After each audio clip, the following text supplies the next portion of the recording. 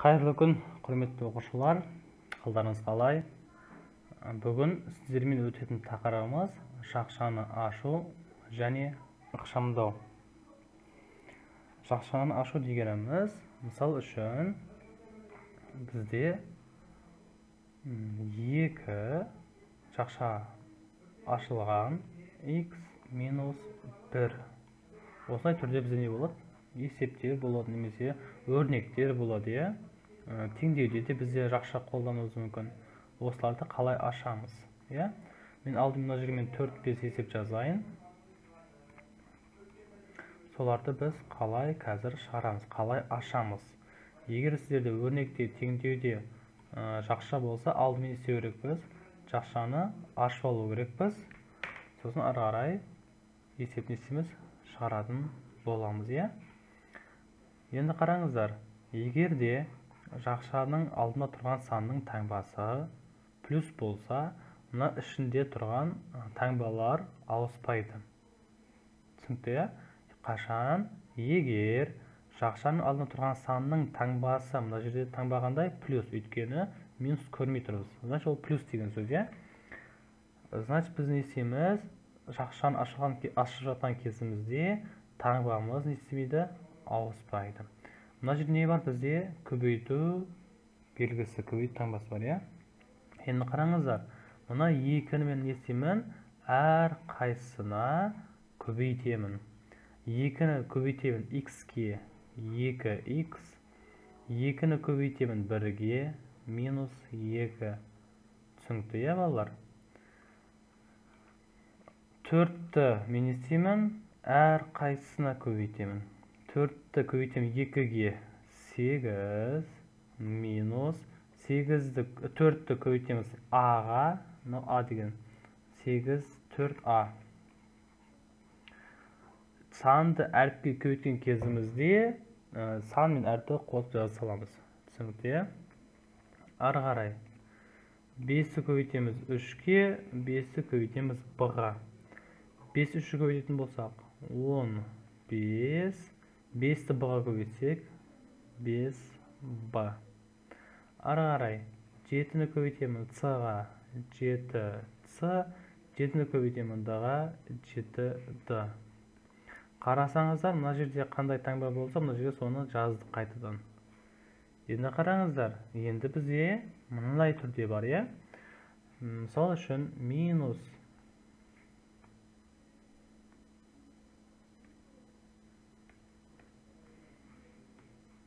3,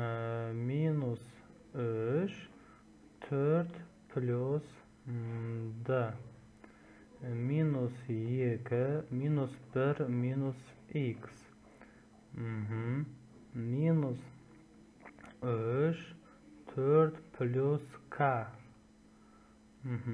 Минус 10, 10 минус 4g. Міне. Егер де енді жақшаның алдында бізде не болса, минус болса. Міне, минус болса. Мына жерде тұрған таңбамыз неседі? Ауысады. Өйткені, мына жерде біз айттық қой, мына 3-ті әр қайсына көбейтеміз дедік, иә? Сонда мына минусты, мына жерде плюс бар. Минусты плюсқа көбейтсек, минус шығады. Минусты плюсқа көбейтсек, минус шығады. Енді қараңыздар, осы жерде шатасатын болсаңыздар, көбейткен кезімізде, бөлген кезімізде, егер таңбалары бірдей болса, әр қашан шыққан жауаптың таңбасы не шығады? Плюспен шығады. Бірдей деген не сөз? Мысалға, минус 1-ді көбейтемін минус 5-ке. Екеуінің таңбасы қандай? Екеуде минус. Сонда не шығады? Плюс 5 шығады. Ал енді әр түрлі болса, ол кезде всегда бізде әр қашан минус болады. Түсінікті? Қашан көбейткен кезімізде, бөлген кезімізде. Мұқият қараңыздар, қосу азайту емес. Бірдей болса плюс, әр түрлі болса минус. Значит, бізде не болды мына жерде? Минус 12, минус 3d. Енді мына минус тұр. мына жақшаның ішіндегі әрбір таңбамыз ауысады және көбейтеміз, иә? 2-ні көбейтеміз 1-ге. 2 плюспен. Не үшін? Өйткені мына жерде минус тұр, мына жерде минус тұр. 2 бізге не береді? Плюсты береді. Минус пен мына жерде минус, плюс береді. 2х. Кеттік. Келесі. Минус 3 плюс 4. Минус 12 минус 3к. Кеттік ары қарай. Мынаны әрқайсына көбейтеміз. Минус плюс минус 100. Минус пен минус плюсті береді тағын 40g. Не үшін 40? Өйткені 10-ды 4-ге денесеміз көбейтетін боламыз. Енді қараңыздар балалар, мына тұрған есептерді дәптерлеріңізге жақсылап түсіріп алыңыздар. Жақсылап жазып алыңыздар. Ал мен сіздерге бір үлкен бір лайк қойып берейін.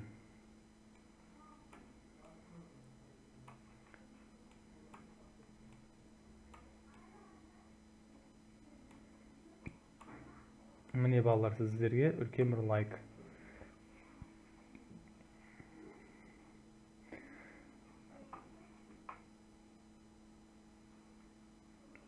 Жас болғандарымыз. Не істедік жас болғандарға? Ал енді жас болған болсаңыздар, мынаны өшірейік. Ал біз арғай жалғастырамыз, иә?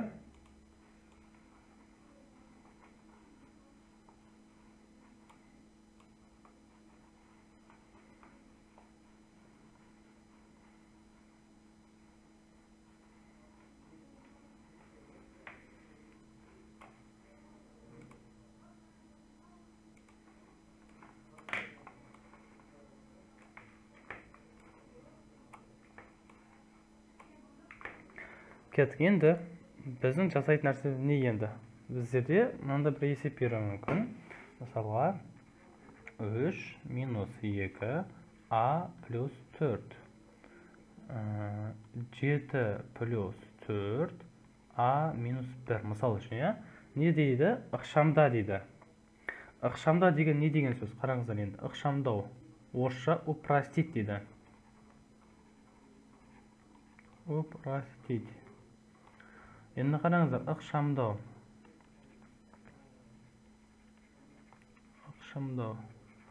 Ықшамдау бірінші очередь, егер жақша болса, жақшаны ашу. Жақшаны есеміз, ашамыз. Жақшаны ашамыз. Екінші очередь, бұроларды жинаймыз.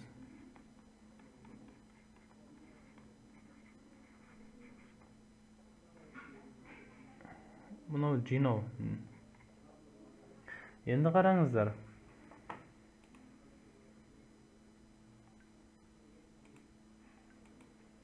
Бұл не деген сөз?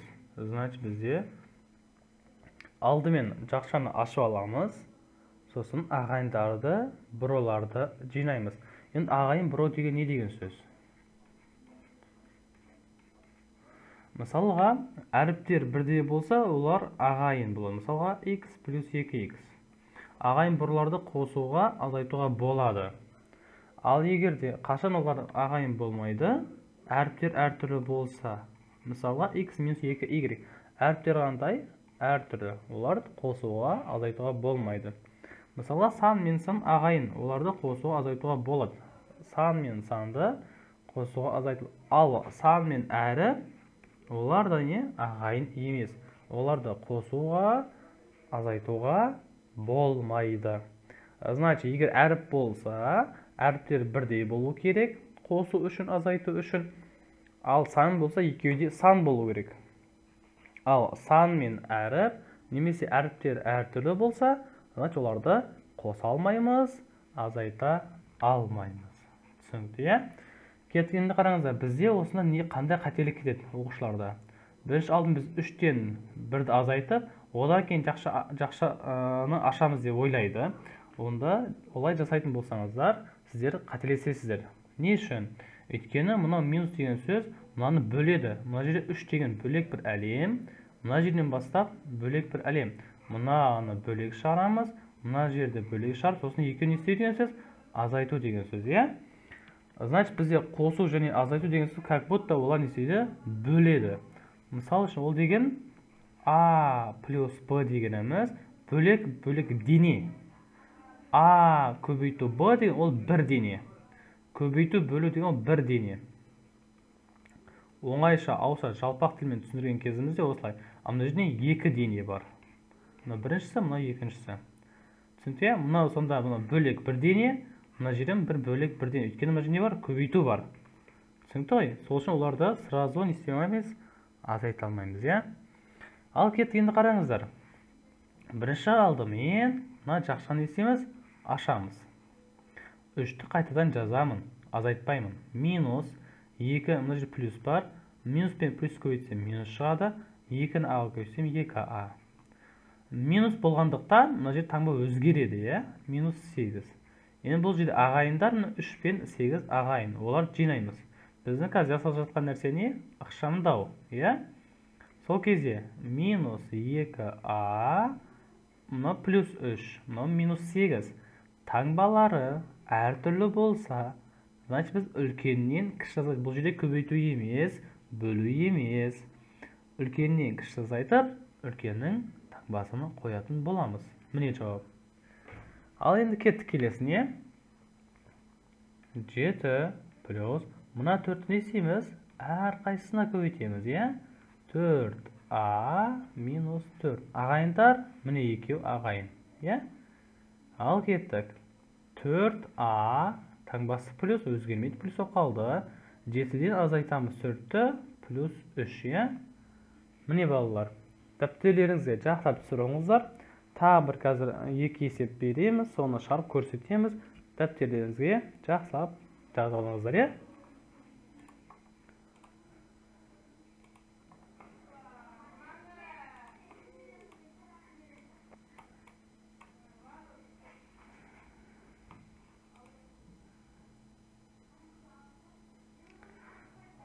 Жас болған болсаңыздар, мен онда мыналарды өшірейін.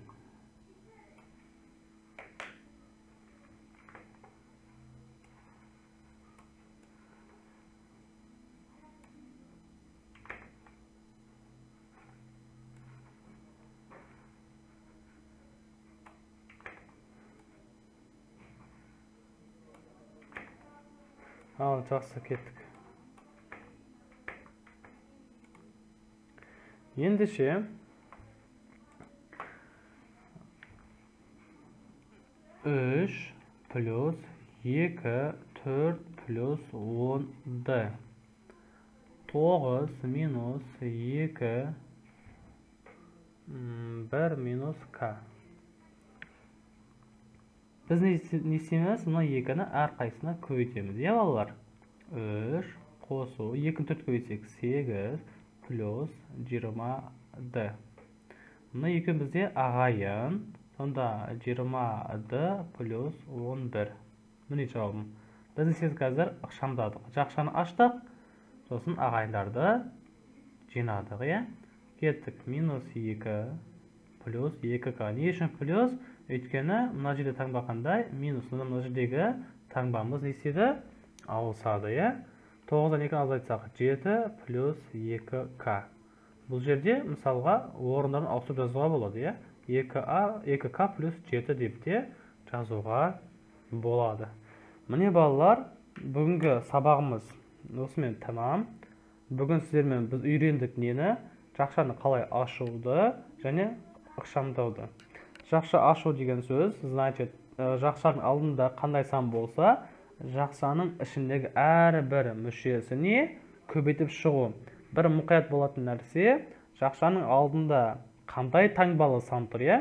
Егер де минус таңбалы сан тұрса, теріс таңбалы жақшаның ішіндегі таңбалы әрқайсысы өзгереді. Ал егер таңбаның алдында тұрған сан плюс болса, өзгермей барлығын көбейтіп шығатын боламыз. Ал балалар, сабақ ұнады деп үміт етеміз. Егер пайдамыз тисе, сіздерге көмектесе алған болсақ, қуаныштымыз әрқашанда. Сіздер бүгін сабаққа қатысқандарыңыз үшін үлкен бір лайк. Жақсы балалар, сау саламат болыңыздар, ауырмаңыздар, шаршамаңыздар, жақсылап дайындалыңыздар. Бай-бай.